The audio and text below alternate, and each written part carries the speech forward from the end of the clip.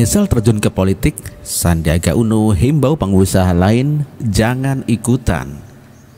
Narasi ini dari Daniel Setiawan. Sandiaga Uno seorang pengusaha yang sukses, salah satu orang yang sangat kaya di Indonesia. Sandiaga menjadi seorang pengusaha seperti sekarang ini bukan karena Sandiaga dari semula sudah menjadi seorang pengusaha, tetapi karena sebuah kecelakaan. Sandiaga Uno memang bukan berasal dari keluarga pengusaha. Ayahnya adalah seorang karyawan di Caltex Riau. Setelah tidak lagi bekerja di Caltex, ayah Sandiaga memboyong keluarganya ke Jakarta.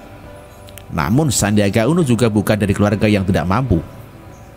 Sandiaga Uno bisa menyelesaikan kuliahnya di Wichita State University di Kansas, Amerika dengan predikat summa cum laude.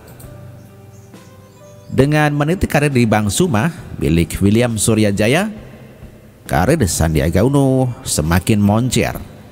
Sandiaga Uno juga mendapatkan beasiswa untuk meneruskan kuliahnya di George Washington University, Amerika Serikat. Lulus dengan sempurna. Sandiaga meraih IPK 4. Sandiaga juga sempat meniti karir di Singapura dan Kanada. Karena terjadi kasus krisis moneter pada tahun 97, juga menimpa perusahaan di mana Sandiaga Uno bekerja, sehingga Sandi juga termasuk salah satu yang di PHK pada saat itu.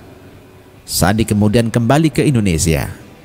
Sandiaga kemudian mencari pekerjaan yang layak, tapi sayang sekali tidak ada satupun perusahaan yang menerima lantaran Sandiaga Uno bahkan tercatat 25. Sandiaga kemudian mencari pekerjaan yang layak, tapi sayang sekali tidak ada satupun perusahaan yang menerima lamaran dari Sandiaga Uno. Bahkan tercatat 25 perusahaan yang menolak lamaran Sandi. Karena Sandiaga sudah putus asa melamar ke perusahaan-perusahaan, maka Sandi mencoba membuat perusahaan sendiri berdasarkan pengalaman-pengalaman yang pernah ia terima. Sandi pun mendirikan sebuah perusahaan jasa konsultan keuangan. Perusahaan yang dia dirikan ini juga tidak berjalan mulus. 6 bulan setelah berdiri, Sandi baru menerima 1 klien saja. Sandiaga Uno juga baru merasakan kesuksesannya. Sandiaga Uno juga baru merasakan kesuksesannya setelah bergabung dengan Edwin Suryajaya mendirikan sebuah perusahaan investasi bernama PT Saratoga Investama Sedaya. Setelah sukses di perusahaan investasi ini, kemudian Sandiaga banyak terlibat pada perusahaan-perusahaan besar lainnya. Dan ini membuat Sandiaga menjadi orang terkaya ke-29 di Indonesia menurut majalah Forbes pada tahun 2013 lalu. Setelah sukses menjadi seorang pengusaha, ternyata tidak cukup bagi Sandiaga Uno.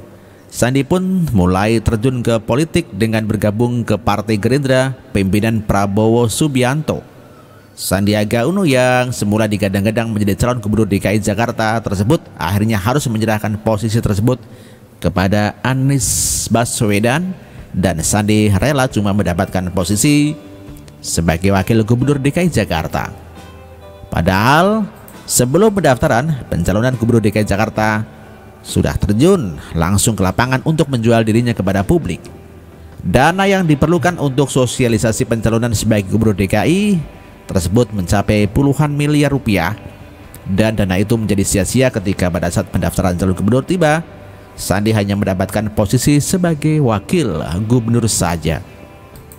Dan kini setelah terpilih menjadi wakil gubernur melalui pilkada serentak yang diselenggarakan pada 15 Februari 2017 dan putaran kedua pada 19 April 2017 lalu dengan mengalahkan pasangan Basuki Cahayapurnama dan Saiful Hidayat, pasangan Anies Sandi siap-siap untuk dilantik menjadi gubernur dan wakil gubernur DKI Jakarta pada bulan Oktober yang akan datang.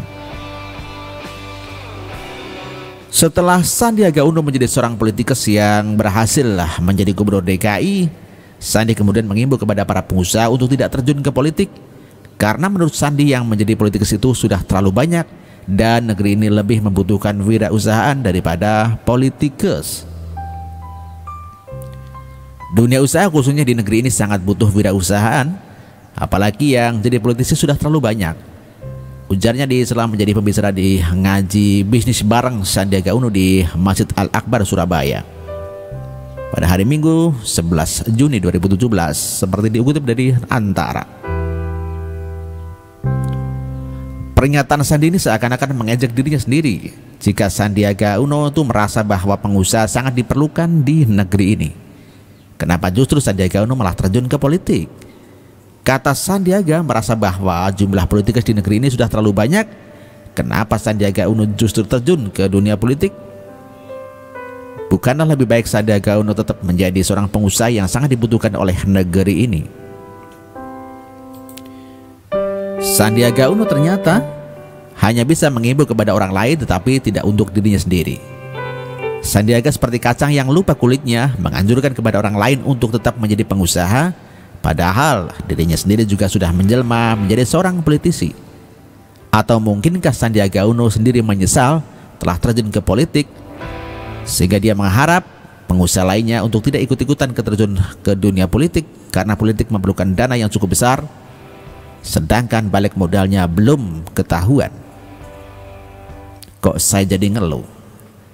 Ya, demikian ditulis oleh Daniel Setiawan. Terima kasih.